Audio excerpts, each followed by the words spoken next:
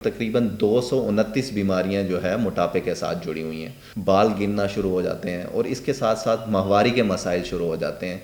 औरतों में जो है ये 31.5 से जो है 31.5 इंच से ज़्यादा है, और मर्दों में अगर 35 इंच से ज़्यादा है तो ये मोटापे की रेंज में आता है। बच्चे होते हैं उनको हम कहते हैं ये बड़े क्यूट लग रहे हैं ना, हालांकि वो क्यूट तो लग रहे होते हैं लेकिन वो मोटापे के मर्ज़ में मुब्तला होते हैं।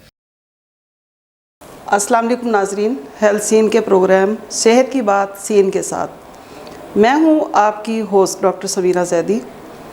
आज हमारे स्टूडियो में तशरीफ़ फरमा हैं एक बार फिर डॉक्टर आसिम मुनीर साहब, MBBS FCPS consultant, medicine specialist.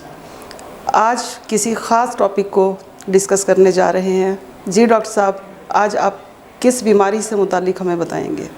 आज मैं जिस टॉपिक पे आपसे बात करने जा रहा हूँ वो बहुत ही इम्पोर्टेंट टॉपिक है और वो बहुत ही तेज़ी से हमारे माशरे में बढ़ रहा है, और वो टॉपिक है मोटापा। जी डॉक्टर आसिम मुनीर साहब, आपने बहुत अच्छा टॉपिक चूज़ किया है और आज आप हमें ये बताएं कि मोटापे से पैदा होने वाली बीमारियां कौन कौन सी हो सकती हैं और इसकी क्या क्या वजूहात हो सकती हैं।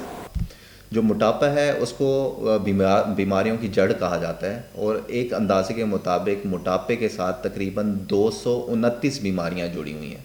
और उसमें जो चंद अहम बीमारियां हैं उसकी अगर हम बात करें तो उसमें शुगर है, ब्लड प्रेशर है, कोलेस्ट्रोल है, जिगर की चर्बी है। इसकी तरह जो है एक खराटों की बीमारी होती है जिसको ऑब्स्ट्रक्टिव स्लीप एपनिया कहते हैं, जिसमें रात के टाइम खराटे आते हैं और दिन में बैठे बैठे इंसान जो है ना सोना शुरू कर देता है, यानी कि टीवी देखते हुए, अखबार पढ़ते हुए या फिर ड्राइविंग करते हुए उसको नींद आ रही होती है। तो इस बीमारी को नाम कहते हैं ऑब्स्ट्रक्टिव स्लीप एपनिया। और इसके साथ जो है ना जोड़ों के दर्दों की बीमारी, ख़ास तौर पे हाथों के जोड़ और जो घुटने का जोड़ है उसकी बीमारी जिसको ओस्टियोआर्थराइटिस कहते हैं, वो भी मोटापे के साथ जुड़ी हुई है। जी डॉक्टर साहब, मुझे ये बताएं कि मोस्टली ये देखा गया है कि ख़वातीन में मोटापा ज़्यादा पाया जाता है मर्दों की बनिस्बत, तो ऐसा क्यों है? कुछ काजिज़ तो हो सकती हैं कि बच्चे पैदा करने के बाद भी मोटापा आ जाता है, लेकिन कुछ खाने पीने का हिसाब किताब भी इस तरह हो जाता है, कुछ एक्सरसाइजेज नहीं होती। तो आप हमें ये बताएं, हमारे नाज़रीन को डॉक्टर साहब ये बताएं, हमारी ख़ास तौर पे ख़वातीन को ये बताएं कि वो मोटापे से छुटकारा किस तरह हासिल कर सकती हैं और उसके लिए उन्हें क्या क्या एक्सरसाइज करनी पड़ेगी या कोई डाइट प्लान करना पड़ेगा। ख़वातीन में मसाइल होते हैं वो ये होता है कि चेहरे पे बाल आना शुरू हो जाते हैं, चेहरे पे जिस्म पे दाने बनना शुरू हो जाते हैं, बाल गिरना शुरू हो जाते हैं, और इसके साथ साथ माहवारी के मसाइल शुरू हो जाते हैं। 2-2, 3-3 महीने या काफ़ी लंबे लंबे दौरानिए के बाद जो है ना माहवारी आ रही होती है, रेगुलर माहवारी नहीं रहती।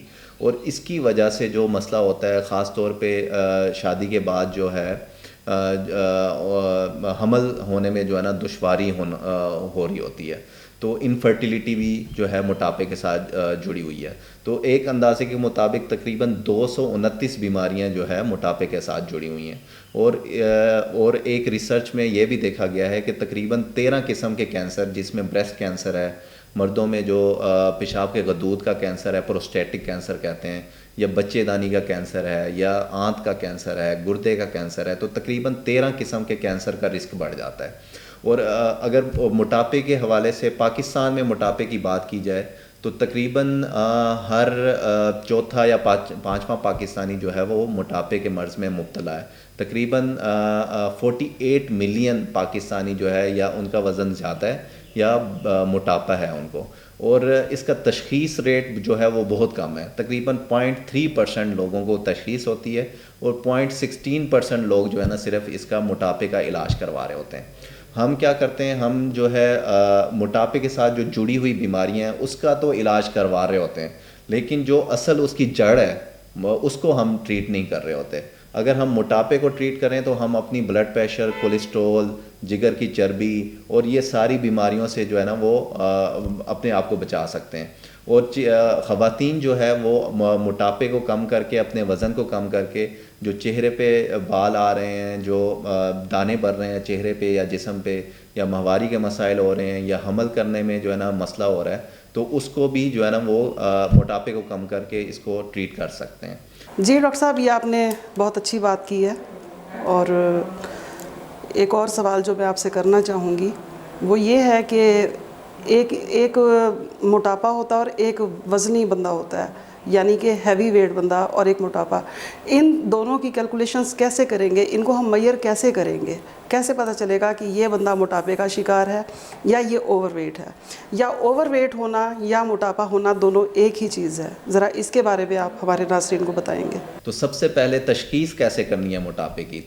एक कद के हिसाब से वज़न होता है जिसको हम कहते हैं बीएमआई। हम कद करते हैं पेशेंट का, उसका वज़न करते हैं और बीएमआई कैलकुलेट करते हैं, और अगर ये बीएमआई जो है 23 से ज़्यादा है तो ये मोटापे की रेंज में आ जाता है। और इसी तरह हम जो है ना गर्दन का साइज़ लेते हैं मेजरिंग टेप के साथ। अगर मर्दों का गर्दन का साइज़ जो है 17 इंच से ज़्यादा है और औरतों का जो है 15 इंच से ज़्यादा है तो ये मोटापे में आता है। और एक और चीज़ होती है जो उसको हम वेस्ट सर्कमफ्रेंस कहते हैं, जो पेट का साइज़ होता है। तो अगर औरतों में जो है ये 31.5 से जो है 31.5 इंच से ज़्यादा है, और मर्दों में अगर 35 इंच से ज़्यादा है तो ये मोटापे की रेंज में आता है। तो सबसे पहले तो मोटापे की तशख़ीस करना जो है वो ज़रूरी है। अच्छा, यहाँ पे एक मिसकंसेप्शन है हमारे एरिया में। मैं ये पूछना चाहूँगी कि ये बच्चों में जो मोटापा होता है, इनको किस तरीके से हम लेते हैं? जो लोग हेल्दी होते हैं, ठीक है, हम उनको कहते हैं, जैसे बच्चे होते हैं उनको हम कहते हैं ये बड़े क्यूट लग रहे हैं ना।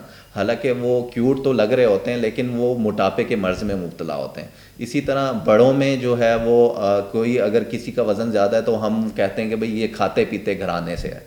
तो ये मोटापा जो है वो एक बीमारी है, जैसे कि मैंने आपको बताया था कि 229 बीमारियां मोटापे के साथ हो रही हैं। तो सबसे पहले ये रियलाइज़ करना कि ये एक बीमारी है, ठीक है, ये कोई सेहत नहीं है, बल्कि इसके साथ आगे जाके बच्चों में, अब पहले जो हम शुगर जो 30-40 साल की उम्र में देखते थे, अब मोटापे की वजह से जो है वो हम बच्चों के अंदर जो है ना शुगर के मर्ज़ को देख रहे हैं, ठीक है, और टाइप 2 डायबिटीज़ को देख रहे हैं। और मोटापा ये क्यों तेज़ी से बढ़ रहा है, उसकी वजह जो है वो ये है कि हमारा जो लाइफस्टाइल है, आजकल का जो रहन सहन का तरीका है वो ऐसा हो गया है जो वज़न को बढ़ा रहा है। ठीक है, हम एक्टिविटीज़ नहीं करते। पहले लोग जो है ना ग्राउंड्स में जाके फुटबॉल, क्रिकेट और बैडमिंटन और स्पोर्ट्स करते थे, ठीक है, जिसकी वजह से वो फिट रहते थे। अब उसको हम चेंज करके बच्चे जो है वो घर में लैपटॉप पे, वीडियो गेम्स पे, टैब्स पे जो है ना वो बैठे रहते हैं, ठीक है, वो एक्टिविटी, उनकी फ़िज़िकल एक्टिविटी नहीं होती, इस वजह से मोटापा बढ़ रहा है। और दूसरी वजह जो है मोटापा बढ़ने की, वो हमारी खुराक है। खुराक में हम जो है ना हेल्दी डाइट नहीं ले रहे होते, अनहेल्दी डाइट ले रहे होते हैं, जिसमें सॉफ्ट ड्रिंक्स हैं, जो मीठी मशरूबात हैं, ठीक है, उसकी वजह से जो है वो एक जो छोटी जो सॉफ्ट ड्रिंक होती है उसमें 8 से 10 चम्मच चीनी होती है, तो वो चीज़ें ले रहे होते हैं। इसी तरह जो शादी ब्याह के मौके पर जो है मिठाइयाँ, ठीक है, और इसके साथ जो है ना कोल्ड ड्रिंक्स, ठीक है, ये चीज़ें ले रहे होते हैं। इसके साथ साथ जो है ना फास्ट फूड का इस्तेमाल जो है वो ज़्यादा होता जा रहा है। तो ये कुछ वजूहात हैं मोटापा ज़्यादा होने की। अगर हम मोटापे से बचना चाहते हैं तो हमें जो है वो मशरूबात की जगह पानी के इस्तेमाल को ज़्यादा करना पड़ेगा, और लोगों को बताना पड़ेगा, अवेयरनेस देनी पड़ेगी, और ख़ुद को और अपने बच्चों को एक्टिव करना पड़ेगा।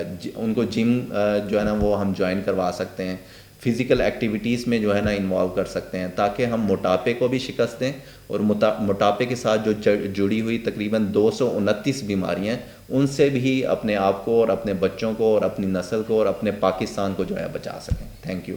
डॉक्टर साहब, टाइम की किल्लत है, वरना ये तो इतना वास्ट टॉपिक है कि इस पे जितना बोला जाए उतना ही कम है। नाजरीन, इसके साथ ही हमारे प्रोग्राम का वक्त ख़त्म हुआ जाता है। इंशाल्लाह अगले प्रोग्राम में एक नए टॉपिक के साथ हाज़िर होंगे। तब तक के लिए हमें इजाज़त दीजिएगा। खुदा हाफिज़। पाकिस्तान जिंदाबाद।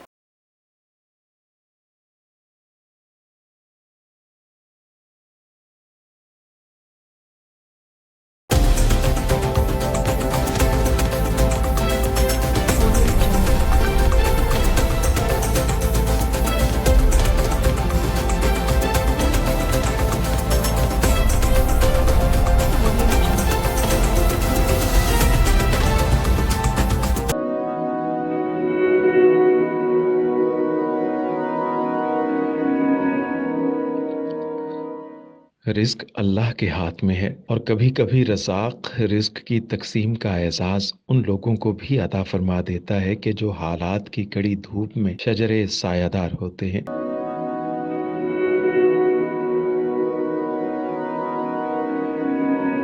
मुल्तान में सुल्तान फाउंडेशन की जानिब से मुख्तलिफ मकामात पर सैकड़ों अफराद के लिए सुल्तान दस्तरखान सजाया जाता है।